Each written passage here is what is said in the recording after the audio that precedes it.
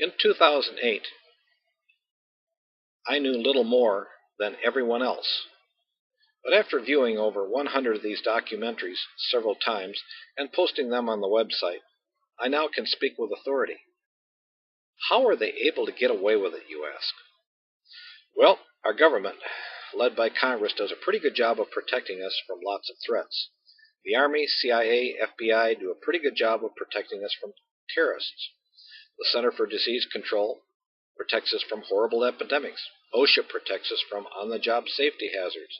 The Food and Drug Administration protects us from poisonous foods and drugs. And the Federal Deposit Insurance Corporation protects our bank accounts.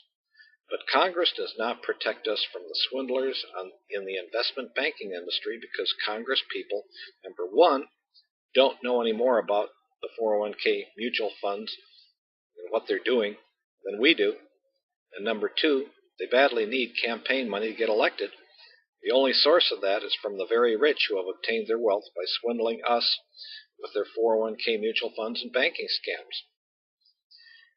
After what the 401k funds and big banks did in 2008, Congress was very angry and wanted to pass laws to protect us investors. But Wall Street hired over 1,000 lobbyists to thunder through the halls of Congress. There are only 435 Congress people and 100 senators, so the ratio is like 2 to 1. The Wall Street banksters showered Congress with money, so those who wanted to rein in these thieves just didn't get elected. When we think of the super rich, we think of people like Bill Gates, Donald Trump, Oprah. But people like them who made their money honestly represent only 10% of the super rich. The remainder did it on Wall Street by swindling investors. Each one can easily shell out $80 million for a senator's election campaign with pocket change. It's like us on Main Street contributing a quarter out of our pocket. These super rich people don't need all the money that they have. It's a game to them, recreation. And money is where they keep score. When we think of an entire industry as a group, we think of them as being basically honest. Garment industry, food industry, medical industry, auto industry, real estate industry, construction industry. We think of them as being basically honest, and if not, the government pounces on them.